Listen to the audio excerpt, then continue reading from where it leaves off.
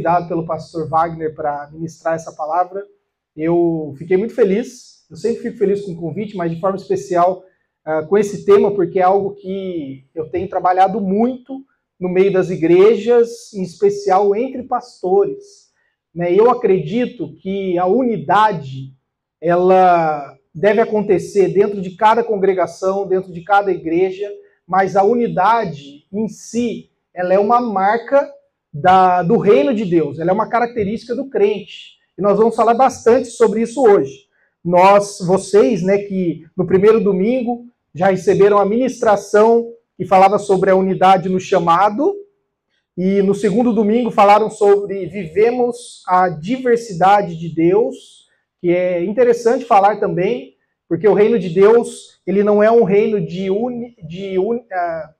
uniformidade, mas é um reino de unidade, é diferente, é bem diferente isso. Uniformidade é quando todos têm que fazer tudo exatamente igual. Não, Deus, ele celebra a diversidade dentro de cada igreja, dentro de cada cultura, cada nação.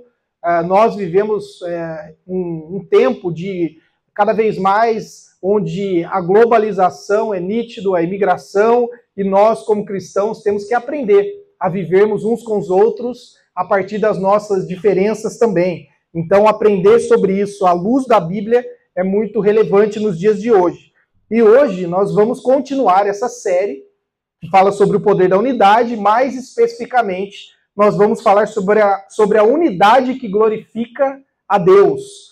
E em cima disso, eu quero pedir para você, em primeiro lugar, abrir a sua Bíblia comigo. Nós vamos falar sobre João 17, mas antes de você ir para João 17, eu quero só contextualizar para vocês o que eu acabei de falar sobre a unidade ser uma marca da igreja.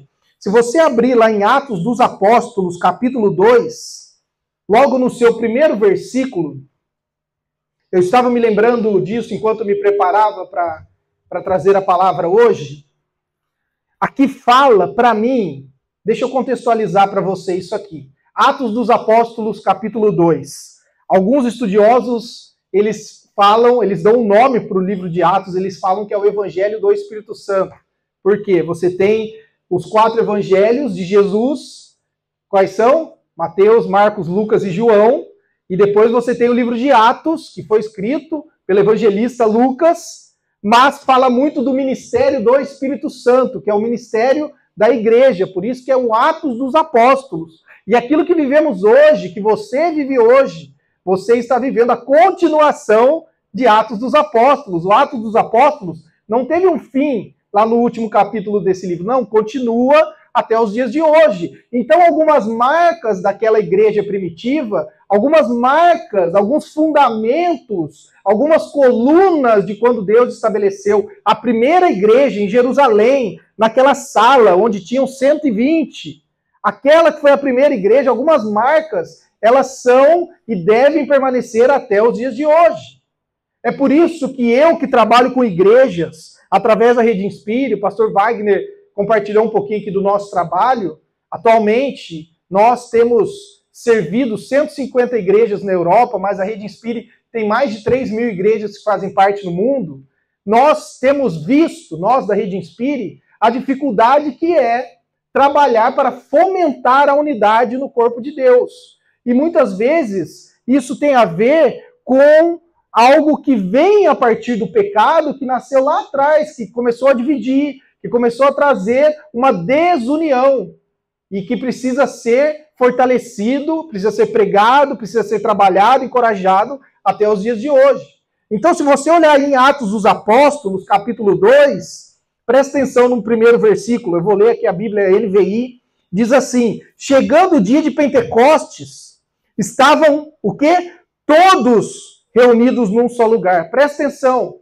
Imagina o seguinte, imagina que todos os crentes que existiam naquela época, todos estavam reunidos numa sala como essa, bem menor.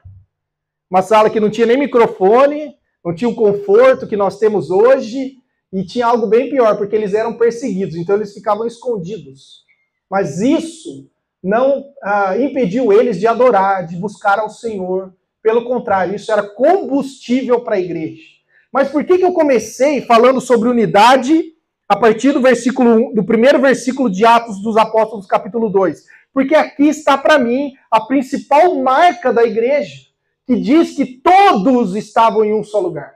Todos. Não havia crente que estava em outro lugar, não. Todos os crentes. Isso quer dizer, então, pastor Vinícius, que você está querendo dizer que todos nós temos que reunir no mesmo lugar? Fisicamente não, mas espiritualmente sim. Que é no trono de Deus.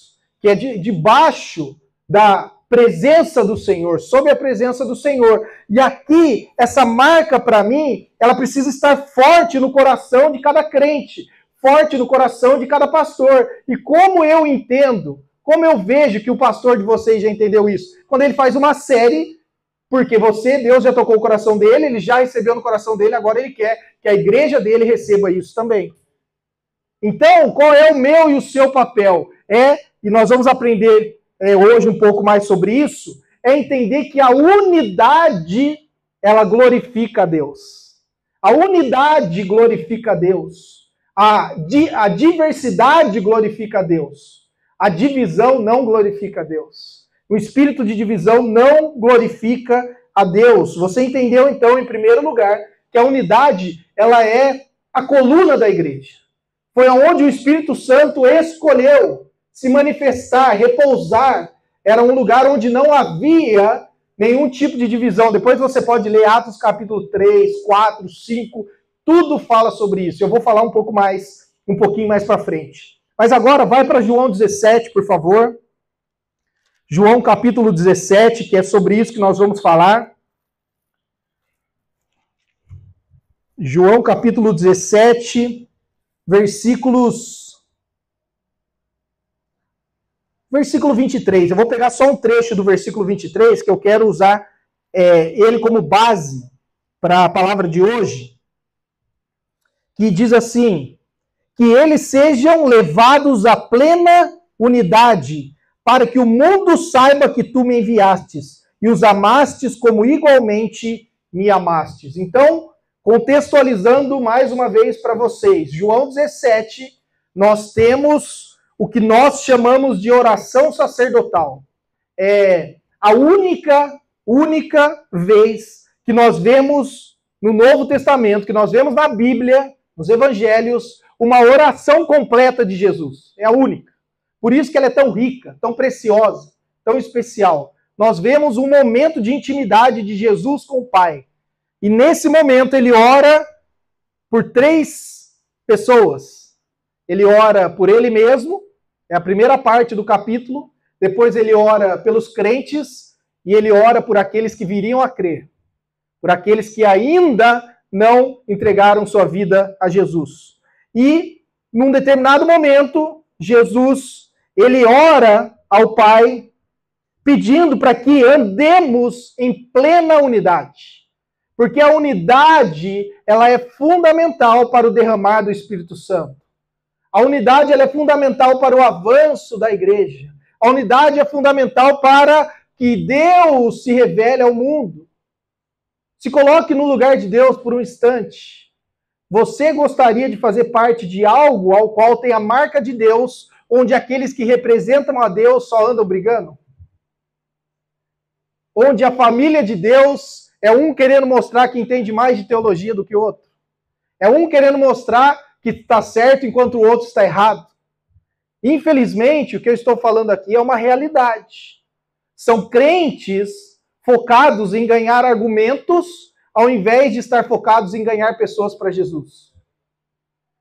E por que a unidade é importante? Porque a unidade nos fortalece. A unidade revela a Deus. A unidade, ela tem um poder sobrenatural de tocar o coração das pessoas. E sabe quem já entendeu isso? O diabo. Satanás. Ele tem trabalhado incansavelmente para destruir a igreja de dentro para fora. Porque ele já percebeu, presta atenção comigo, ele já percebeu que é muito difícil destruir a igreja de fora para dentro. A perseguição, ela é combustível da igreja. A perseguição fortalece a igreja. A perseguição, ela une a igreja. Então, chegou um determinado momento, depois que ele viu que não deu certo, ele fez isso durante séculos, Ele achou que estava paralisando a igreja na verdade estava multiplicando. Ele mudou a estratégia, agora ele age de dentro para fora.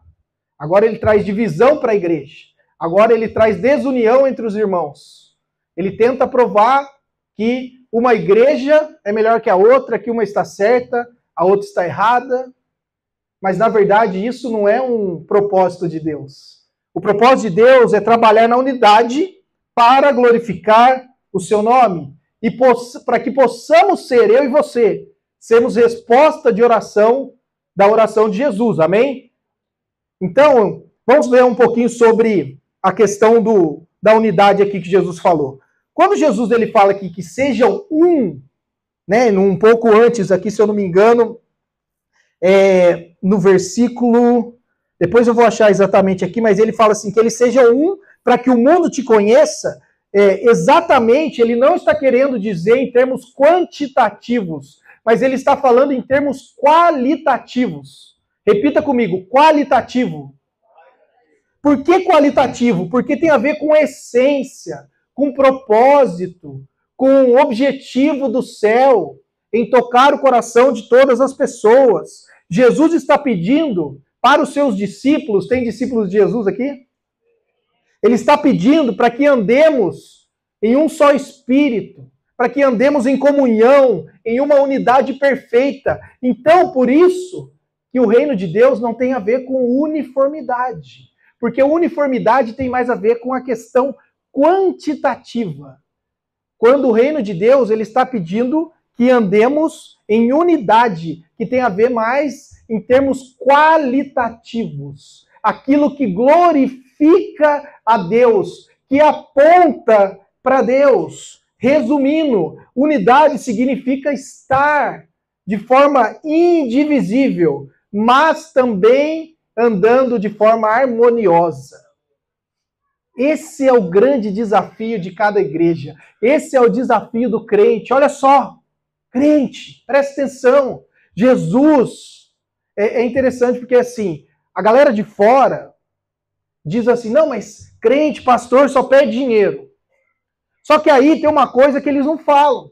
Que você tem um filho certinho que ficou, mas que na verdade não era certinho nada, que ele tinha problema de paternidade no coração dele. E você tem o filho perfeito, que é Jesus, que está contando a história. Que ele é a referência do que é certo. Ele. Então, o clamor de Deus é pela unidade dos crentes. E essa unidade, ela não é um conceito filosófico, não, ela precisa ser prática. Ela precisa ser proativa. Ela precisa ser intencional. Nós temos que trabalhar em cima dessa unidade de forma intencional. Um pastor e escritor norte-americano, talvez você já tenha ouvido falar, chamado A.W. Tozer, ele diz que unidade na igreja não é o resultado de olhar uns para os outros, mas de todos olharem juntos para Cristo. Isso é unidade. É parar de olhar para a trave que está no olho, o cisco no olho do meu irmão, sendo que eu tenho um problemão dentro de mim precisando resolver. É saber que todos nós fazemos parte do que Deus está fazendo, que todos nós somos imperfeitos. A igreja é lugar de pessoas imperfeitas.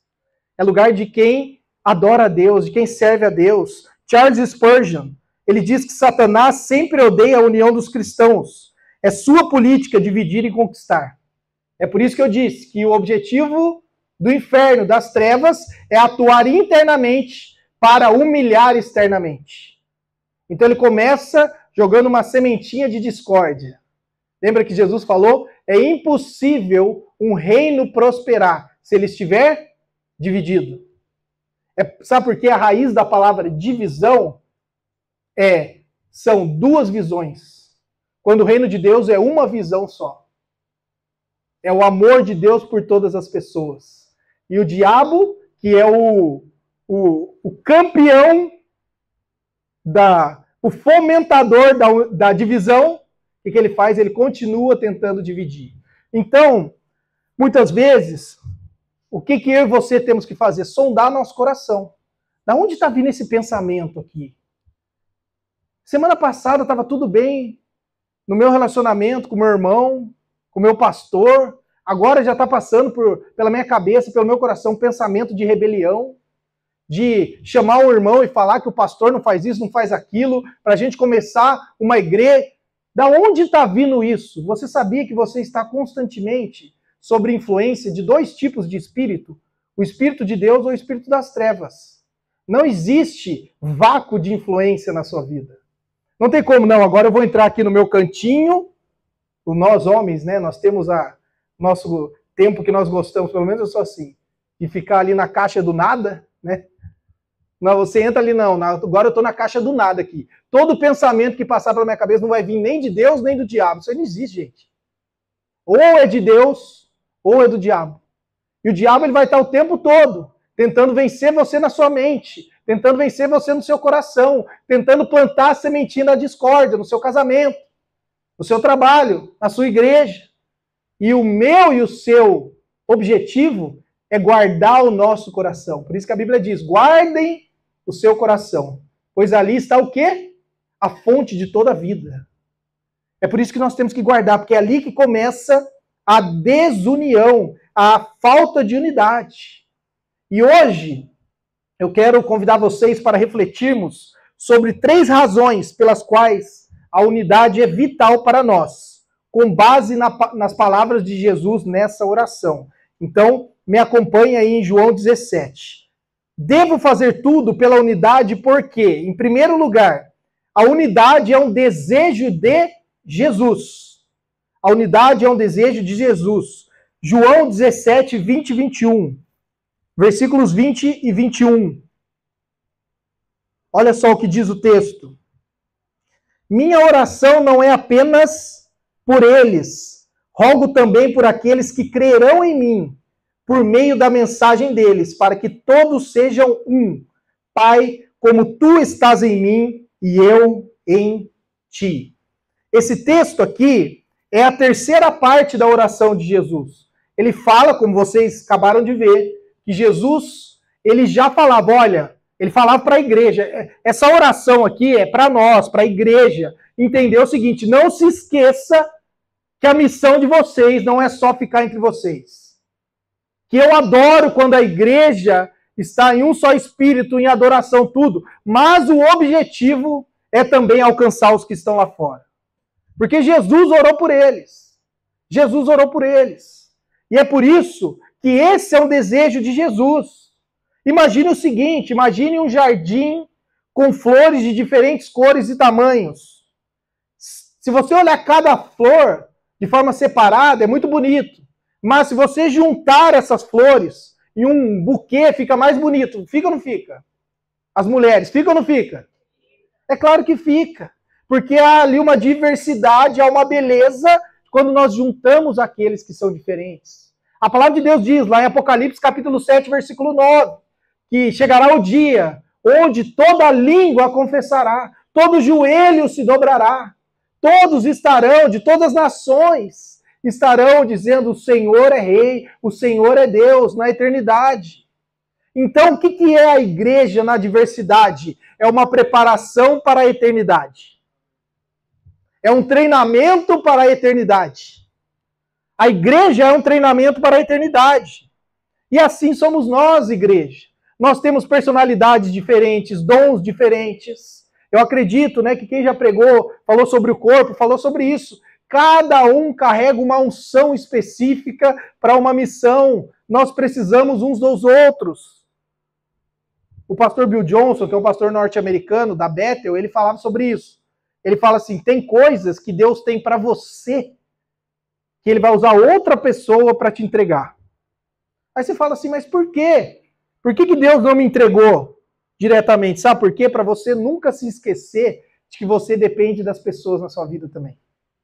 De que vocês são um só corpo. Nós temos uma só cabeça, mas nós somos partes de um corpo. E essa é a beleza de Cristo. Nós não precisamos ser iguais. Nós não precisamos... Quem aqui já sofreu? Eu já sofri com isso quando eu me converti, de achar que eu tenho que cantar, dançar e pular igual meu irmão. Não, veja aquela pessoa de joelho. Não, eu acho que ele é mais espiritual do que eu. Isso não existe. Cada um tem uma forma de se conectar com Deus. Cada um tem uma forma de falar com Deus. É por isso que a vida com Deus ela é pessoal, ela é específica, a salvação é pessoal, a conexão com Deus, a intimidade, a comunhão diária, mas nós podemos ter a certeza que a unidade é um desejo de Jesus. Jesus, ele deixa claro que a unidade dos cristãos é um dos desejos mais profundos do seu coração. E sabe por que eu tenho certeza disso? Porque João 17, como eu disse, é a última oração de Jesus. Depois de João 17, que, segundo os estudiosos, é aquela oração que Jesus fez no jardim do Getsêmani, onde ele pingava sangue. Ali, ele estava fazendo essa oração, segundo os estudiosos. Então foi último momento de oração na presença de Deus. E as últimas palavras de alguém são muito relevantes, são ou não são, igreja? E o Espírito Santo de Deus achou importante para nós, revelar para nós essas palavras. As últimas palavras de Jesus, o Filho de Deus, com o Pai. E ele coloca nas últimas palavras que o desejo do coração dele é que andemos em unidade. Agora imagina que coisa mais bela. Você chegar diante de Jesus um dia, na eternidade, diante do trono da glória, e ele falar assim: obrigado, filho, porque você fomentou a unidade que era um desejo do meu coração. Olha que coisa preciosa. Agora imagina o contrário também. Você chegar diante dele e ele falar assim: pô, filho, fiquei tão triste quando você só buscou dividir as pessoas. Você só buscou os seus próprios interesses. Não foi isso que eu ensinei. É por isso que nós temos que olhar para a nossa referência, que é Jesus. Ele ora para que sejamos um, assim como o Pai e o Filho são um na essência, na Trindade. E sabe por que nós temos uma responsabilidade nisso? O apóstolo Paulo diz lá em Efésios capítulo 4, versículo 3. Efésios capítulo 4, versículo 3. Façam todo o esforço para conservar a unidade do Espírito pelo vínculo da paz. Façam todo o esforço, ou seja, esforcem-se. Pastor, mas está difícil, aquele povo só briga. Continua, anda mais 1 milha, anda 2 milhas, anda 3 milhas. Pastor, mas aquela pessoa me ofende. Você foi ensinado a perdoar 70 vezes 7. Fácil não é mesmo, a vida cristã não é fácil, mas é um privilégio andar como Jesus andou. Mas aí Paulo nos ensina, façam todo o esforço. Sabe por quê? Porque existiam inimigos da igreja naquele tempo, tentando dividir a igreja de dentro para fora. Os mesmos inimigos que atuam hoje dentro da igreja para dividir a igreja.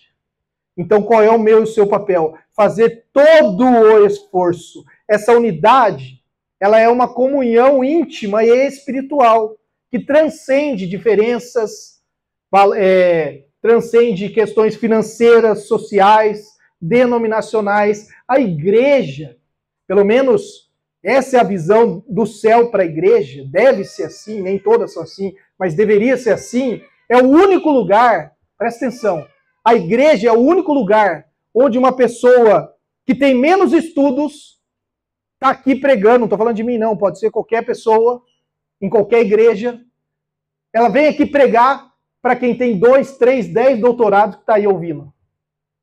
É uma pessoa que tem menos condição financeira ensinando sobre coisas do céu para quem tem mais condições financeiras. Sabe por quê? Porque a igreja, ela tem a ver, ela é o corpo celestial de Cristo na terra. Vocês têm pessoas de diferentes situações financeiras, de diferentes backgrounds, de diferentes lugares do Brasil ou de Portugal, não importa, mas a comunhão ela é espiritual. Nós somos um só corpo, nós somos filhos de um mesmo Deus. E o que nós devemos nos perguntar em cima desse desejo de Jesus? Estamos vivendo em unidade com nossos irmãos e irmãs em Cristo? Porque a verdadeira unidade ela começa com o perdão e a reconciliação. E eu tenho certeza que o Espírito Santo está tocando o coração de algumas pessoas hoje. Vai acabar esse culto durante a semana. Você vai ter que procurar algumas pessoas aqui da igreja ou de fora da igreja para pedir perdão, para liberar perdão para essa pessoa. Para buscar reconciliação. Isso não quer dizer que você vai ter que ser amigo dessa pessoa para sempre. Mas quer dizer que você vai restaurar a comunhão espiritual com essa pessoa. Você não vai carregar mais nenhuma mágoa. que você traz para a igreja, algo que você está carregando, que está te adoecendo, que está, inclusive, paralisando a sua comunhão espiritual com o Pai, pelo Espírito Santo. É esse tipo de cura que você vai receber em nome de Jesus. Porque esse é o desejo de Jesus. Em segundo lugar, então, o primeiro ponto é a unidade, é um desejo de Jesus. O segundo ponto é que a unidade é um testemunho para o mundo. Então, continua nos versículos 21 a 23 de João 17. Acompanha aí comigo. Para que o mundo creia que tu me enviastes, dê-lhes a glória que me deste, para que eles sejam um, assim como nós somos um. Imagine uma família, como eu já disse aqui, que vive em desarmonia, brigando, discutindo. Agora imagine uma família onde o amor e a paz reinam. Qual das duas famílias você gostaria de pertencer? A família onde reina a paz e a harmonia, é ou não é?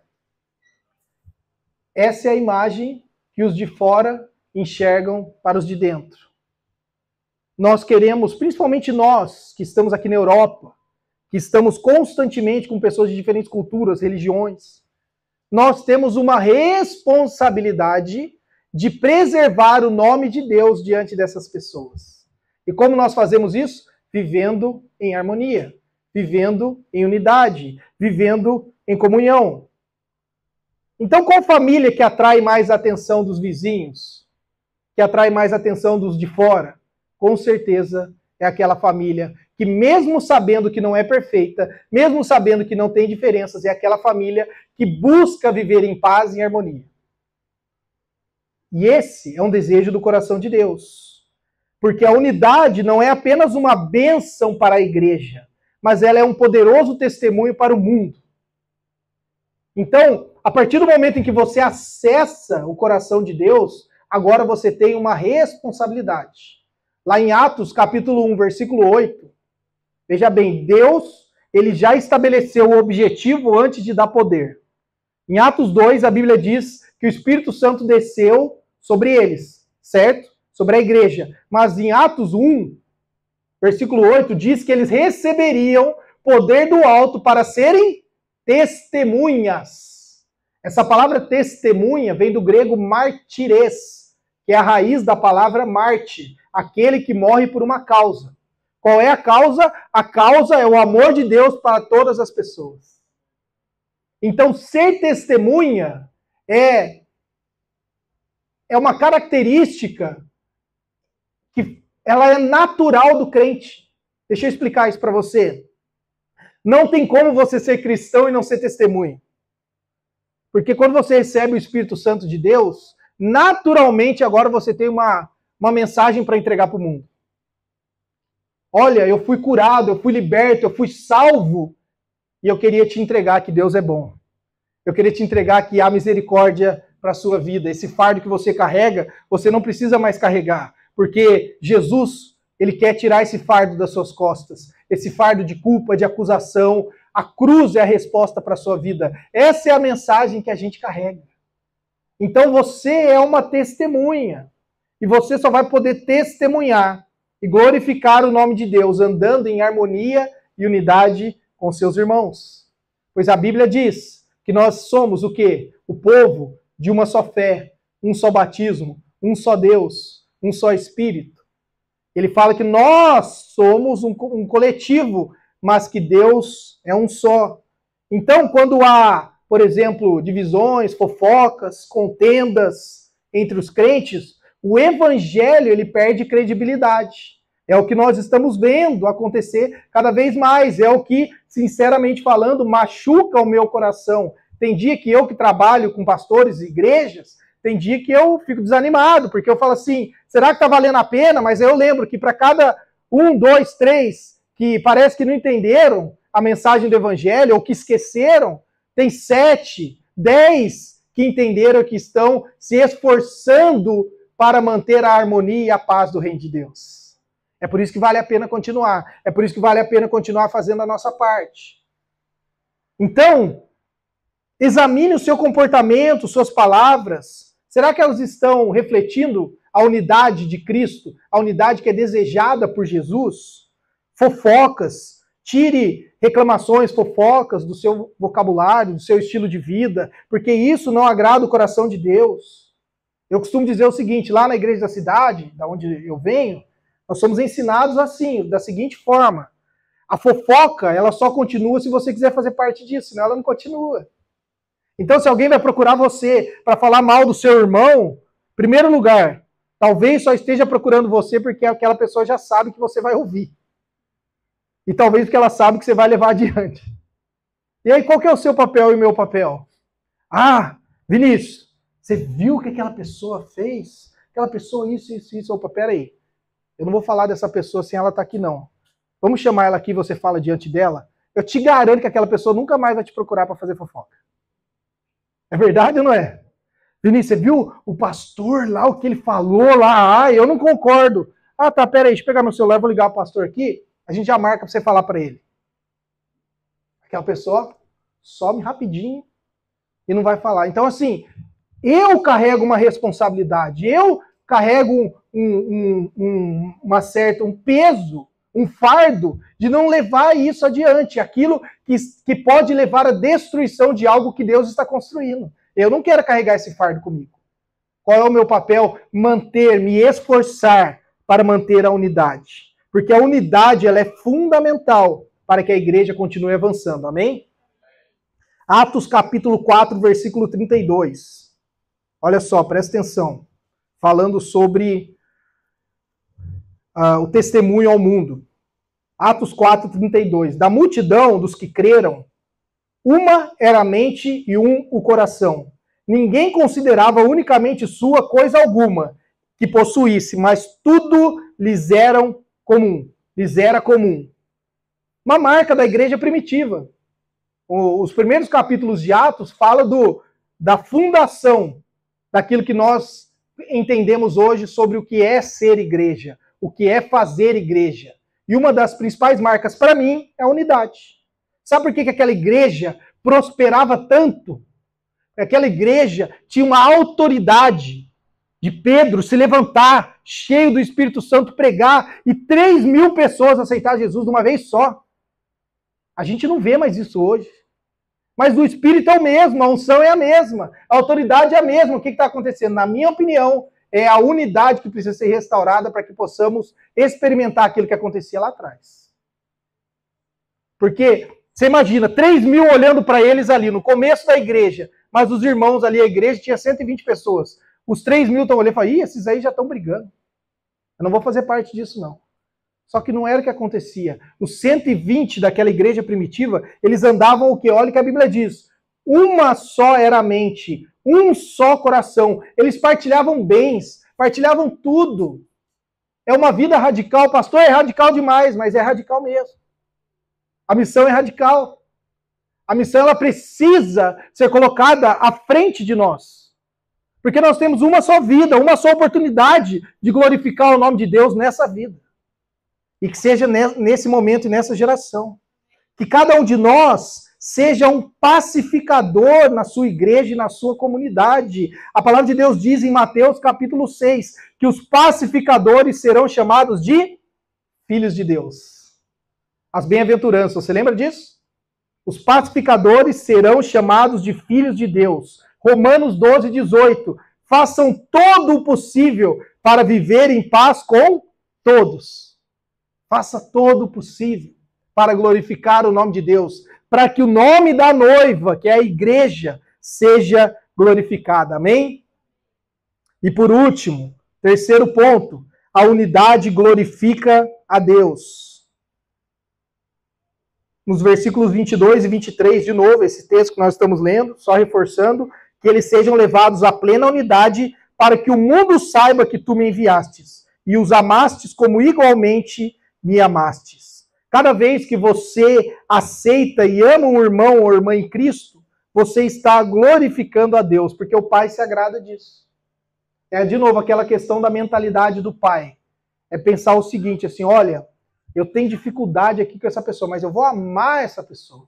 Eu vou perdoar, porque isso agrada o coração de Deus. Isso glorifica o nome de Deus. A oração de Jesus, ela aponta para o propósito final da unidade, que é o quê? Glorificar a Deus. No fim das contas, tudo tem a ver com Deus, não tem a ver comigo. Não tem a ver com você, tem a ver com Deus. Como Ele está recebendo essa forma de adoração. Unidade é a forma essencial da adoração. Você sabia disso? Não a uniformidade, mas a unidade. Porque quando estamos unidos em amor e propósito, nós glorificamos ao Deus Pai diante do mundo e dos céus. O mundo passa a reconhecer e a conhecer a Deus. É aquilo que eu falei sobre o testemunho. É aquilo que eu falei sobre a responsabilidade. Imagine o seguinte, imagine um coral ou uma orquestra, onde cada um da orquestra toca num ritmo, ou cada um no coral canta em um tom.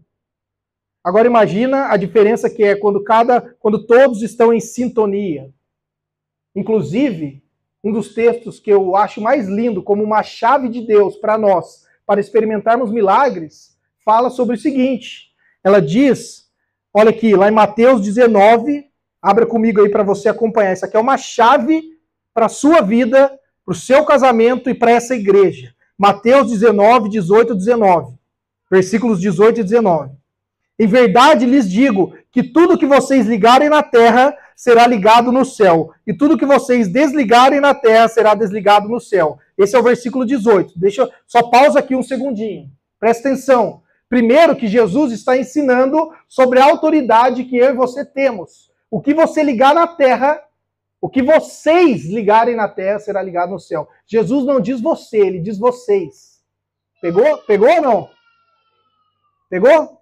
Ah, pastor, tá certo isso? Continua, versículo 19, olha só. Em verdade, também lhes digo que se 2 de vocês concordarem na terra em qualquer assunto sobre o qual pedirem, isso será feito a vocês por meu Pai que está nos céus. Pois onde se reunirem 2 ou 3 em meu nome, ali estou no meio deles.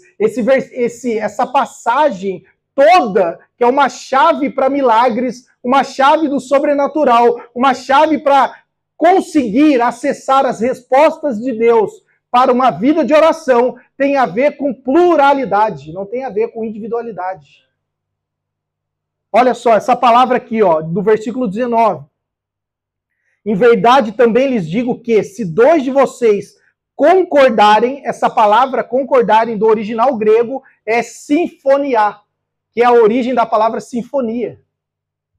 Ou seja, se vocês andarem em sinfonia, como uma orquestra onde todos os instrumentos andam sintonizados, vocês geram música que toca o coração de Deus. Aleluia. Está entendendo por que é tão importante andar em unidade? Porque uma igreja que não anda em unidade, ela não tem autoridade para ligar na terra o que já está ligado no céu. Agora eu falo isso para uma igreja local e falo isso para a igreja celestial, que é o corpo de Cristo também. Não adianta pastores andarem em falta de unidade, mas clamando a Deus por um avivamento. Eu falo isso para os pastores, não vai acontecer. Não sou eu que estou falando, é a palavra de Deus que está falando. Porque quando 2, eu brinco, né? Que Jesus é tão bom, que Deus é tão misericordioso, que ele não falou assim, se 100 pessoas, 100 concordar, não, ele fala se 2. Porque 2 já é um milagre. Ele não fala nem 10, 20, ele fala 2. Se 2 de vocês concordarem na terra, na verdade ele está querendo dizer o seguinte, 2 é a menor quantidade de concordância que existe. Porque não tem como uma pessoa concordar só com ela, porque uma pessoa que não concorda nem com ela, essa pessoa precisa ser internada, né? Agora ele está falando o seguinte, se 2 fizerem o básico, o meu Pai está disposto a fazer o sobrenatural. Aleluia. O teólogo John Stott, ele disse que a ausência de unidade entre os cristãos é uma das maiores barreiras para a evangelização do mundo. Quem aqui concorda comigo? Eu concordo. Eu tenho viajado o mundo, mais especificamente na Europa. Ano passado eu estive em 14 países da Europa, pregando o evangelho, ministrando em igrejas, treinando líderes, pastores. E tem países da Europa que, se os pastores não virarem a chave para entenderem que eles precisam uns dos outros, daqui a pouco eles vão sofrer uma perseguição intensa por causa do evangelho. Porque o número de pessoas de outra religião já ultrapassou o número de cristãos, mas de longe. E eles, eu te garanto, eles andam em unidade. Eles andam em unidade. Então a oração de Jesus por nossa unidade em João 17 é um chamado claro, específico, mas também urgente. É um chamado urgente. Devemos buscar a unidade porque, recapitulando, porque é o desejo de Jesus. Porque é um testemunho para o mundo. Mas, acima de tudo, porque glorifica a Deus. A nossa vida de unidade uns com os outros glorifica a Deus. Fique de pé no seu lugar. Gostaria de chamar a banda. Pode voltar, por favor. Já estamos concluindo. Eu gostaria de encerrar aqui trazendo uma imagem, uma alegoria de algo que eu tenho entendido. Lá em Gênesis 11, versículo 7, nós temos a passagem bíblica, né, de Gênesis 11 que fala sobre a Torre de Babel. Quem aqui já ouviu falar da Torre de Babel? A Torre de Babel está lá em Gênesis 11, 7. No Gênesis 11. A Torre de Babel foi uma tentativa do homem de tomar o lugar de Deus, de tocar a Deus. Vocês lembram da história, para quem conhece, que o povo se uniu, presta atenção na palavra, o povo se uniu, qual que era uma marca da Torre de Babel? Eles falavam uma só língua, não é? Havia unidade, aquilo ali também é um símbolo espiritual do que o povo é capaz de fazer quando anda em unidade, que é tocar o céu. Mas presta atenção no que Deus fez. Quando ele viu que o coração do homem, ou o desejo, ou a motivação da torre não era certa, lá no versículo 7 ele diz assim: venham, desçamos e confundamos a língua deles, para que não entendam mais uns aos outros. Sabe o que Deus fez? A partir daquele momento ali, começou os vários idiomas, as várias línguas. Porque quando eles andavam em unidade, eles se comunicavam perfeitamente. O coração do homem que era corrompido, ele buscou fazer algo para tomar o lugar de Deus. Mas sabe o que o Evangelho vem fazer? O que a cruz vem fazer? Vem restaurar isso. Mas agora pela motivação certa. O que Deus fez lá atrás, que foi confundir os homens, agora ele vem trazer unidade entre eles. Porque se andarmos debaixo da mesma unidade, falando o mesmo idioma espiritual, que é andar em um só coração, uma só mente, com um só Senhor, debaixo de uma só cruz, nós vamos tocar o céu também. Essa é a palavra de hoje para a sua vida. Que você seja um encorajador da unidade. Que possamos nos comprometer hoje a viver de forma a responder à oração de Jesus. A sermos uma resposta a Jesus, promovendo a unidade em nossas igrejas, comunidades, famílias. Aonde Deus te colocou, Ele te colocou lá para ser um pacificador, para ser um promotor do céu na terra. Aonde você vai, o reino de Deus vai com você. Porque o reino de Deus, ele não vem de forma física, mas ele é um reino espiritual, que ele está dentro de cada um de nós. Então, onde você vai, você carrega os valores do reino de Deus com você. E Jesus orou por nossa unidade. Ele deseja que você faça parte dessa comunhão, buscando viver em paz e harmonia, fazendo todo o possível para fomentar a unidade no corpo de Cristo. Feche seus olhos por um instante, quero orar por você. Peça para Deus renovar no seu coração essa capacidade de perdoar, essa capacidade de andar em unidade, essa capacidade de caminhar segundo o desejo de Jesus para a sua vida. Se tem algo que você veio para cá hoje com uma mágoa, com uma falta de perdão, talvez você esteja nos acompanhando no online, isso é para você também. Se tem algo que você deseja, que Jesus te ajude nesse momento, esse é o momento de você pedir para Ele. Nós estamos aqui em unidade, crendo que a presença de Deus está aqui, que a glória de Deus está aqui, que está havendo uma restauração dos propósitos de Deus. nas nossas vidas, em cada vida, para que o avivamento aconteça nessa geração, nessa nação, nesse continente. E nós queremos ser uma resposta à oração de Jesus.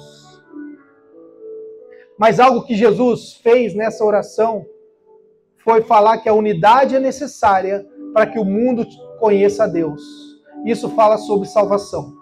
Isso fala sobre abrir o coração para Deus. E eu quero fazer esse convite aqui para você nessa manhã. Para que você abra o seu coração para Jesus. Porque a coisa mais impossível que tem é tentar viver segundo o ensinamento de Jesus, mas sem ter Jesus dentro do coração para ajudar. Sem ter o Espírito Santo nos ajudando, nos ensinando, nos convencendo dos nossos erros. E o desejo maior de Jesus é para que o sacrifício que ele fez na cruz por você tenha valido a pena aqui nessa manhã. Então, se você está aqui, se você recebe essa palavra no seu coração, se você entende que hoje é um dia para você tomar uma decisão na sua vida, algo que você nunca tomou, que é dar um passo de fé e abrir o seu coração para Jesus, que você está cansado de andar com suas próprias forças, você está ansioso, sobrecarregado, e você reconhece que precisa de Jesus hoje.